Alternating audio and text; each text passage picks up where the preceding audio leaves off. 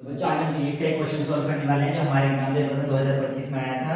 तो उसने कहा है कि एन आइडेंटिकल शेल, मतलब एन शेल हैं जो सीरीज में कनेक्टेड है, एक दो ऐसे करके टोटल कितनी शेल हैं, एन शेल है जो सीरीज में। हर एक का पोटेंशियल क्या है, और हर एक का EMF E R dot dot N तक हमें पता है। एन के लिए नेट हो जाएगा एन ई और नेट रेजिस्टेंस हो जाएगा एन आर, इतना पता है। उसके बाद उसने क्या कहते हैं, इसमें एक शेल x है, इस सीरीज में एक शेल y है जिनकी पोलैरिटी उल्टी है। अब उल्टी पोलैरिटी का मतलब अगर ये दो शेल है, एक x और एक y, इधर से भी ये दो शेल जो सेम पोलैरिटी में कैंसिल कर देंगे तो टोटल चार शेल कम हो जाएंगे। ई जो नेट आएगा मेरा वो आएगा N E total net minus चार शेल का ई, तो आ जाएगा ई एन माइनस फोर, ये मेरा आ गया ई एम एफ नेट। ठीक है, अब उसके बाद इसमें करंट फ्लो करेगा। आई इक्वल टू क्या होता है, ई नेट अपॉन में आर। ई नेट की value E N minus four upon में एन आर। डन बच्चों, पर हमें निकालना पोटेंशियल डिफरेंस अक्रॉस एक्स। तो V इक्वल टू होता है पोटेंशियल डिफरेंस, और में क्या होता है ई माइनस आई आर। ई की वैल्यू ई जो नेट ई है माइनस आई की वैल्यू कितनी है मेरी आई आई आई, हाँ ये लिख दिया है। ठीक है, यहाँ लिख दूंगा E N minus four upon N R और साथ में आर आर कट जाएगा। ई इंटू एन में N E minus E bracket में एन माइनस फोर फोर में एन, इनका अंतर इंटू तो हो जाएगा N E minus minus four plus E four में टोटल एन, ये दोनों कट जाएंगे तो आ जाएगा फोर ई अपॉन में। ठीक है बच्चों, क्वेश्चन समझ में आया। अब नेक्स्ट क्वेश्चन करते हैं। तो बच्चों आज हम करने वाले हैं फिजिक्स का क्वेश्चन जो कि बहुत इंपॉर्टेंट है, चैप्टर से आता है। वेव नेचर ऑफ लाइट है, ड्यूल नेचर, सिंगल नेचर। आपको पता होगा कि dual slit experiment, single slit experiment जो होते हैं ना, उनसे हमेशा एक नया क्वेश्चन आता है। तो ये हमारा 2025 का क्वेश्चन है। इसमें उसने कहा है और में भी दिया हुआ, दोनों करेंगे। क्वेश्चन नंबर 18 है और डिफ्रैक्शन एक्सपेरिमेंट। डिफ्रैक्शन का एक्सपेरिमेंट होता है सिंगल स्लिट वाला एक्सपेरिमेंट। ठीक है, the slit is illuminated light of wavelength, मतलब वेवलेंथ दी है उसने 600 नैनोमीटर, इक्वल हो जाएगा 600 into 10⁻⁹ मीटर, ये होगी wavelength standard unit. The first minima of the pattern, यानी कि फर्स्ट मिनिमा यानी n equal to 1 of the pattern falls on theta की वैल्यू दी है उसने 30 डिग्री पे हो रहा है। कैलकुलेट द बीट, बीट को हम क्या कहते हैं ए लेते हैं यहाँ पे।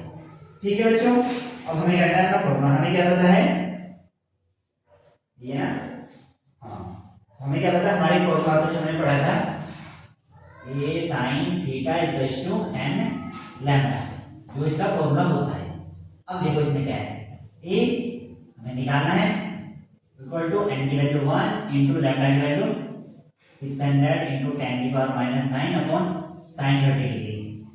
साइन 30 डिग्री की वैल्यू होती है 1/2, ये हो जाएगा 600 अपॉन 1/2 इंटू 10⁻⁹, ये 2 चला जाएगा ऊपर तो कितना जाएगा 1200 इंटू 10⁻⁹। ऐसे लिख लो स्टैंडर्ड फॉर्म में, 1 को 3 जीरो कम हो जाएंगे, फिर हम ध्यान रखेंगे या फिर सबसे अच्छा रहेगा ये लिख दो। यूनिट क्या आएगी, एंगल से कोई यूनिट में फर्क नहीं पड़ेगा, लैम्डा आ जाएगी तो। ठीक है बच्चों, नैनोमीटर में लिखोगे तो 1200 नैनोमीटर। ठीक है बच्चों, नेक्स्ट क्वेश्चन करते हैं। तो बच्चों हम ड्यूल स्लिट का क्वेश्चन करने वाले हैं। ड्यूल स्लिट एक्सपेरिमेंट में जो था ना, सिंपल सा क्वेश्चन है। ठीक है, उसने क्वेश्चन दिया है in dual slit experiment two light wave और इंटेंसिटी ई, यानी कि दो लाइट वेव है I1 equal to I2 equal to and दोनों की इंटेंसिटी क्या है सेम है। ठीक है, इंटरफेस हमें पार्ट डिफरेंस, पार्ट डिफरेंस का मतलब डेल्टा x इक्वल टू दिया है लैम्डा बाय 8। ठीक है बच्चों, on the screen find the intensity at that point. ठीक है, हमें बताना है इन पॉइंट पे इंटेंसिटी कितनी है, यानी कि आई नेट क्या होता है I1 plus I2 plus I1 I2 quotient याद है ना इंटेंसिटी वाला फॉर्मूला, डायरेक्ट लिखते हैं तो हमारे पास क्या जाता है I equals to 4I0 cos square phi. ठीक है बच्चों, अब यहाँ से वैल्यू निकालेंगे तो हमारे अगर आप से नहीं आता तो आपको ये याद होगा I1 plus I2 plus root में 2I1 I2 और साथ में cos फाई। ठीक है ना। इंटेंसिटी क्या होता है, एम्पलीट्यूड का होता है, एम्पलीट्यूड से रूट रूट स्क्वायर कटेगा कट जाएगा, वो अंदर आ जाएगा। ठीक है बच्चों, इसे सॉल्व करते हैं। हमारे पास ये भी आई है, ये भी आई है, ये भी। अभी करके देखते हैं हम क्या आता है। रूट पहले हम डेल्टा एक्स, तो हमारे पास क्या होता है, हमें निकालना है pi. Pi equals to 2 pi upon lambda into delta. ठीक है, तो आ जाएगा 2 pi upon lambda into lambda upon 8, काट देंगे तो आ जाएगा 4, तो आ जाएगा पाई बाय 4। पाई की वैल्यू पाई बाय 4, तो कोस पाई की वैल्यू कितनी होती है, कोस पाई बाय 4 45 डिग्री यानी 1 बाय रूट 2। बस उठा के यहाँ रख दो। अगर सॉल्यूशन करते हैं तो फॉर्मूला आता है I equals to 4 I naught whole square pi. तो कितना जाएगा 4 I नॉट, ज़्यादातर आप इसमें रख के देखोगे तो बराबर है, तो आ जाएगा I naught plus I naught plus root में 2 I naught into 1 by root. ठीक है, तो आ जाएगा 2 I naught plus I naught common upon में 2 इंटू रूट 2 कटेगा तो रूट 2 आ जाएगा, तो आ जाएगा 2 ऐसे लिख देंगे I नॉट 2 प्लस रूट। ठीक है बच्चों, नेक्स्ट ये है ना, ये हट जाएगा यहाँ पे जब हम वो करेंगे। ठीक है बच्चों, इस पर आ जाता है। ओके, हम लेंथ वाला एक क्वेश्चन करने वाले हैं जो रे और ऑप्टिक्स है उसका। ठीक है, बहुत अच्छा क्वेश्चन है। उसने कहा double convex lens. Double convex lens माने ऐसा लेंस, और डबल का है ग्लास है, तो both face of the same radius 70। ठीक है, इधर वाली रेडियस 70, इधर वाली रेडियस भी 70 इसकी भी। ठीक है, find its focal length if the emerging water, water में डाला, if refractive index of glass and water, refractive index of glass equal to 1.5, refractive index of water equal to 1.33। ये उसने दिया है, उसने कहा है रिफ्रैक्टिव वो निकालना है। ठीक है, अब लेंथ मेजर फॉर्मूला होता है हमारे पास, क्या होता है 1/f इक्वल टू,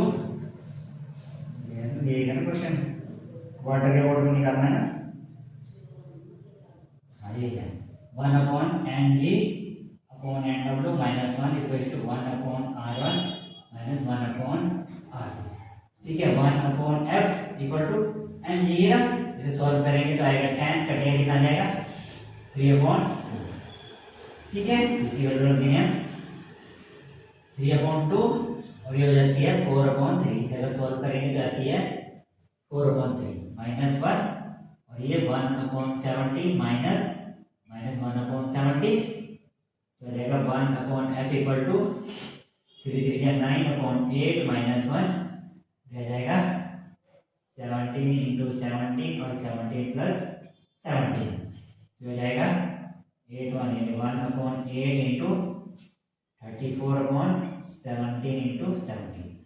ये से कटेगा 2 बार, उसे 4 बार, तो हो जाएगा 1/68 यानी 1/f, f इक्वल टू हो जाएगा 68।